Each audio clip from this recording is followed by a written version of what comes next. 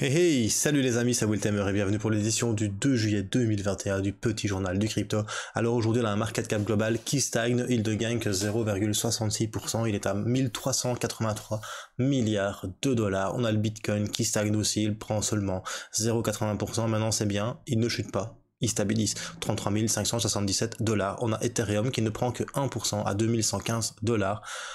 Derrière ça, t'as le Tether, puis Binance Coin qui perd 1%, et on a Cardano, la pété de banque de mon cœur, qui ne fait que 2,34% à 1,36$. On a le Dogecoin qui perd 1,04%, le petit Ripple de Jean-Pierre Riffard qui perd 1,41$, l'USD Coin toujours en 8ème position, et le Polkadot de Magic Core qui est à 15,23$ et qui perd 0,58%. Et en 10ème position, tu retrouves le Binance USD BUSD. Donc voilà, aujourd'hui le marché, il est pas folichon, franchement. On n'a vraiment pas de top gagneur exceptionnel dans le top 10. On a Cardano qui fait 2,24%. Waouh, vu les annonces, franchement, je pensais que ça en allait faire plus, mais c'est pas exceptionnel. Alors on va regarder le top gagneur du jour. On a Celo qui continue sa chevauchée fantastique avec 23,75% et 18,05% en 7 jours. On a Xinfin qui hier a vraiment bien pumpé. D'ailleurs, sur 7 jours, il fait 90,59% et il fait 19,61% rien qu'aujourd'hui. On a le Stax qui te fait 9,60% et 25,85% en 7 jours. Comme quoi, il y a toujours des crypto-monnaies qui pump en ce moment. On a le Cosmos qui est plutôt pas mal, 25% en 7 jours, ça fait plaisir, surtout j'en ai dans mon portfolio. Voilà, c'est tout pour la petite market review. Alors, si t'es nouveau sur la chaîne, bienvenue à toi, moi c'est Wiltamer. N'hésite pas à t'abonner, à actionner la petite cloche de notification pour ne rater aucun petit journal du crypto. Je l'ai fait chaque jour. Généralement, je fais une petite market review et après, j'analyse quelques articles que je sélectionne et je vous fais une analyse du Bitcoin. Tu peux nous retrouver aussi sur Culture Crypto, Twitter. Tu as les liens qui se trouvent en description. Allez, c'est parti. Générique.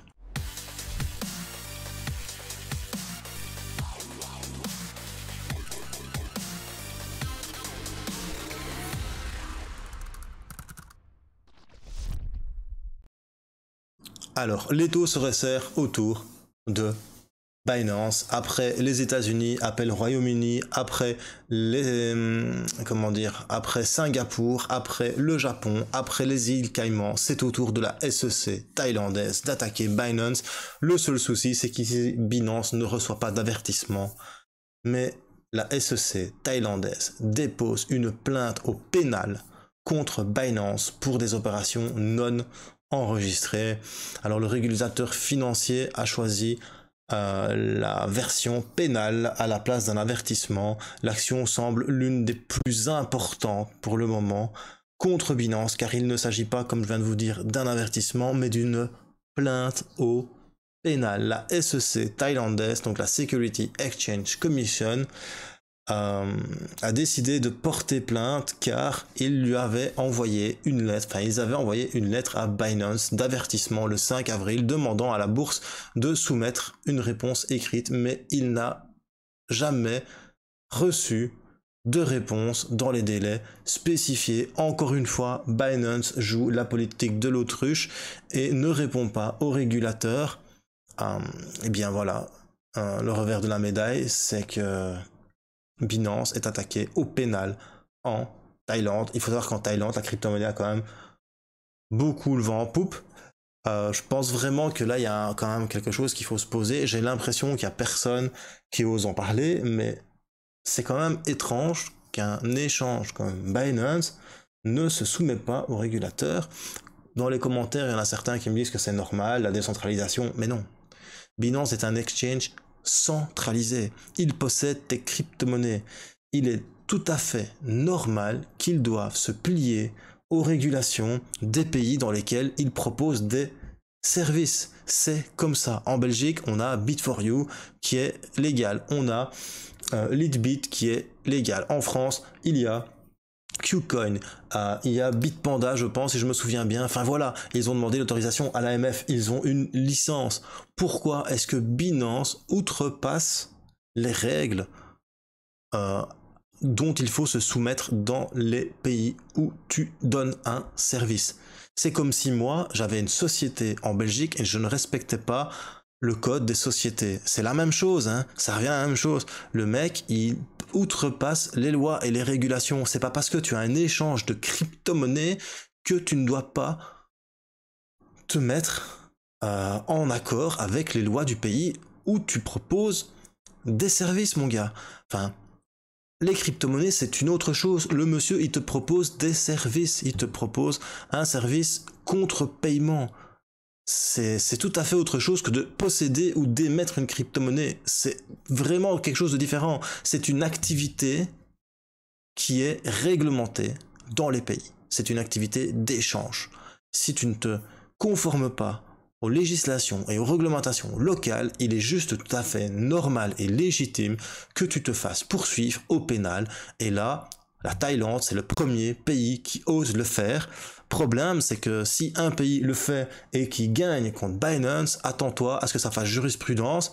Enfin, ça fera jurisprudence juste en Thaïlande, mais bon, par exemple, si la Belgique venait, enfin la FSMA venait à attaquer Binance parce que la SEC de la Thaïlande avait gagné, au tribunal il pourra dire ouais mais attends, il y a déjà un précédent, la SEC en Thaïlande a gagné contre Binance pour exactement les mêmes choses. Du coup voilà, ça, enfin, je sais pas, mais je trouve quand même l'attitude de monsieur CZ Shenzhen Zhao que tu vois ici un petit peu borderline. Hein. Je suis pas pour la régulation à outrance, mais bordel de merde, s'il y a des règles à suivre, tu les suis, tu fais ton business, tu gagnes des milliards de dollars, bro. Qu'est-ce que ça va faire de simplement répondre aux exigences d'un pays? Je suis désolé, si des petits échanges arrivent à le faire, je vois pas pourquoi Binance ne peut pas le faire. En attendant, tu prends un petit peu en otage les personnes qui utilisent ton service parce qu'on ne sait jamais qu'un jour, un État, France ou Belgique, demande que tu gèles, qu'on gèle toutes les transactions sur Binance tant que tu t'es pas fait réguler, et là, tout le monde, il aura la queue entre les jambes et on perdra nos couilles à cause de toi. Et franchement, ça me fait vraiment fort chier. Donc voilà, je pense vraiment qu'il est temps que Binance se conforme aux législations locales, parce que sinon ça fait hors la loi et ça fait bizarre, t'as l'impression que le mec il a des trucs à cacher quoi. Me dis pas que t'as des potes qui vendent de la drogue par kilo et par cargo et qu'ils blanchissent leur argent sur ta plateforme, mon gars. Je pense pas, hein. Je pense que t'es quelqu'un d'assez intelligent, donc je ne comprends pas. Je peux comprendre que tu sois dans les crypto-monnaies pour peut-être le côté philosophique de la chose, anti-réglementation. Mine de rien, ton échange, il est centralisé, il est loin d'être décentralisé. Conclusion, c'est tout à fait logique que tu te conformes aux lois. Point. Et c'est comme ça. Allez, après ça, on va passer à une news un peu plus réjouissante. Comme on est dans l'euro, on va parler football. Le club de football européen AZ Alkmaar sera payé en bitcoin. Enfin, les joueurs les joueurs de foot de l'AZ Alkmaar, donc c'est l'un des meilleurs clubs de football néerlandais. Ben, les joueurs vont recevoir les paiements en bitcoin grâce à un partenariat avec un échange local. C'est Bitcoin Meister, si je me souviens bien, qui annonce que bien voilà, ils vont donner l'opportunité à cette société, donc enfin à ce joueur, à ce club de foot, pardon, je suis HS en ce moment. Ça a été la préparation des soldes au magasin. Je vous avoue que là j'en peux plus, donc ça fait des jours que je fais des heures, donc désolé si je perds un peu mes mots des fois. Donc voilà, Bitcoin Meister propose un service à AZ Alkmaar pour payer ses joueurs en bitcoin, et ça c'est vraiment sympa. Il faut savoir quand même qu'aux Pays-Bas le bitcoin est quand même très très bien vu, sauf par le régulateur, mais bon voilà, Bitcoin Meister, il faut savoir qu'ils ont gagné aussi dernièrement à Rotterdam un procès contre la SEC locale, donc c'est quand même assez très très important aux Pays-Bas, le Bitcoin. Alors, on va citer Michael Koster, qui est le directeur commercial de l'équipe. Le marché des crypto-monnaies est en plein essor. Avec la croissance exponentielle des utilisateurs ces dernières années, c'est attrayant, mais c'est précisément dans un nouveau marché qu'une orientation est importante. Tout le monde n'est pas déjà familiarisé avec les crypto-monnaies et Bitcoin Meister est capable de guider de manière responsable les nouveaux utilisateurs dans ce monde. Bien évidemment, tu comprends que l'AZ Alkmaar, à mon avis, il y a de l'argent de Bitcoin Meister qui est rentré chez eux. Conclusion, ben, ils sont pro-crypto. Et je pense qu'en tout cas pour moi, c'est quelque chose de positif. Si des équipes de football européennes se mettent de plus en plus à la crypto, type Chiliz, type Bitcoin et autres, je pense que ça peut être bien, car il y a rien à dire. Le football, c'est la chose après le sexe qui fait le plus d'audience et qui rassemble le plus de gens. Donc voilà, je pense vraiment que pour moi c'est une bonne chose que les crypto-monnaies passent par les clubs de foot, passent par les clubs de basket, passent par tout ce qui est entertainment, comme on peut dire, amusement, hein, vu que Jules César avait raison, il suffit à la plèbe d'avoir du pain et des jeux et le monde sera en paix. C'est exactement ce qui se passe. Pour le moment, on a du pain, on a des jeux, on est content, c'est le Covid, t'as plus de droits, mais personne ne dit rien. Du pain et des jeux, mon gars, ils ont tout compris. Allez, après ça, on va parler de Cardano. Et oui, Cardano est ajouté au fonds multi-actif de Grayscale. Et ça, c'est assez sympa. Donc Grayscale vient d'ajouter Cardano. Alors, ils sont ravis d'accueillir Cardano dans leur portefeuille de fonds digital large cap, alors qu'ils travaillent pour assurer que les fonds diversifiés peuvent détenir en toute sécurité des actifs qui représentent collectivement 70% de l'ensemble du marché des actifs numériques. En tout cas, au 1er juillet, les composants du fonds de Grayscale étaient un panier de crypto avec 67,47% de Bitcoin, 25,39% d'Ethereum et 4,26% de Cardano. Donc Cardano est en quantité la troisième crypto faisant partie des fonds de Grayscale, et ça, c'est assez important. Pourquoi? Parce que Grayscale, c'est une société, le plus grand fonds, pardon, c'est une société qui propose des fonds aux institutionnels, et les institutionnels, n'oublie pas, ils ont ce que toi et moi, on n'a pas, ils ont de l'argent. Conclusion, ils vont peut-être investir dans les fonds. Du coup, Grayscale va devoir acheter du Cardano, et du coup, Cardano peut-être va monter, et ça me fait vraiment plaisir. Après ça, on apprend que Andrei Kroch lance Forex décentralisé sur Ethereum. Donc monsieur Andrei Kroch, c'est la personne qui a créé Yearn Finance, Keeper Network. Il va lancer un troisième programme, enfin une troisième application, des applications décentralisées sur la DeFi, et ça va être une application sur le Forex Fix. Il permet aux utilisateurs d'émettre et d'échanger diverses pièces de monnaie stable, donc des stablecoins, contre du dollar américain, de l'euro sud-africain, du rand sud-africain, du yen japonais et du renminbi et d'autres monnaies fiat. Les utilisateurs devront fournir des garanties sur la forme d'autres actifs crypto pour frapper des pièces stables via le protocole, et franchement, ça risque d'être du lourd, car tout ce que touche monsieur Andrei Kroch, c'est du lourd. Ou Kroch, je ne sais pas comment on dit, c'est du lourd. Conclusion, Fix Forex, affaire à suivre. Voilà, c'est tout pour les petites news. Maintenant, on va passer à l'analyse technique du Bitcoin qui va être assez rapide, assez succincte. Donc, hier, je pensais qu'on allait continuer la petite chute et venir chercher le bas de l'oblique du support du triangle haussier qu'on a ici. Donc on a ce triangle ici, hein, tu vois. Là, on a touché une première fois les 36 700 $, une deuxième fois ici maintenant. Hop. Du coup, tu relis, ça fait une ligne, et ici, tu relis, hop, hop.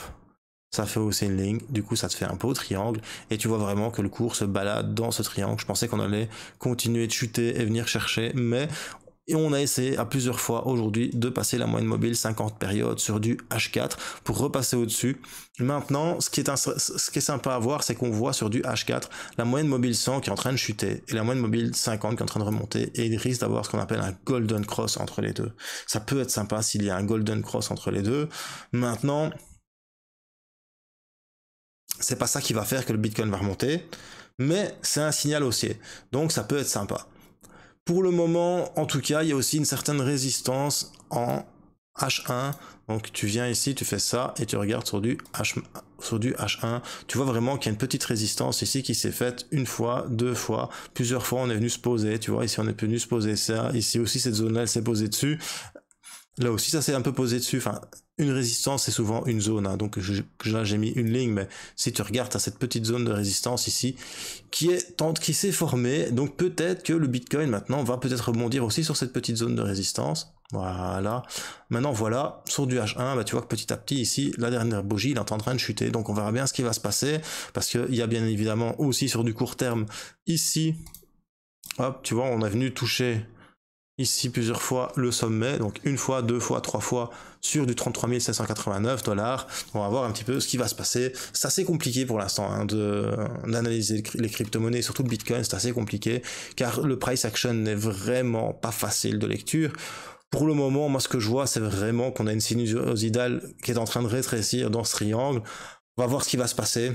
J'espère vraiment qu'à un moment donné, on va le breaker vers le haut, ce triangle, et qu'on puisse peut-être repartir à la hausse. Mais bon, voilà, ce sont les vacances, nous sommes en juillet, nous sommes bientôt en août.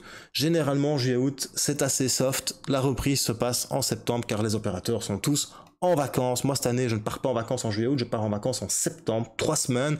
Donc peut-être qu'il n'y aura pas de petit journal de crypto pendant 3 semaines. Ou pas, je ne sais pas encore si je prends mon MacBook avec moi pour faire une petite vidéo vite fait, on va dire un petit journal de crypto rapido chaque jour. Mais bon voilà, pour le moment le Bitcoin c'est assez compliqué, je vais pas dire enfin voilà, je pense que ce qui peut se passer sur du H4, c'est qu'on vient de reprendre la moyenne mobile 50 périodes. Et peut-être que sur du moyen terme, vers le 3 ou le 4 ou le 5 juillet, on est un golden cross entre la moyenne mobile 50 périodes et la moyenne mobile 100 périodes. Maintenant, c'est pas non plus folichon sur le Bitcoin. Pardon. Tu vois bien qu'on est quand même dans une tendance baissière. Y a rien à dire. Ça continue de baisser. On fait des hauts de plus en plus bas et des bas de plus en plus bas. Et ça, malheureusement, tu ne sais rien y faire. Regarde. Je vais te montrer hein, parce que fatigué moi. Voilà, ça j'efface. Tu vois vraiment que le haut ici est plus haut que celui-là, qui est plus haut que celui-là, et qui est plus haut que celui-là. C'est pas cool. Donc voilà. Pour le moment, on est quand même en tendance baissière, et on est toujours en bear market, bien évidemment. Maintenant, tu vois vraiment que la moyenne mobile 50 périodes est en train de se rapprocher du cours. Donc peut-être que le Bitcoin pourrait reprendre la moyenne mobile 50 périodes aussi en daily.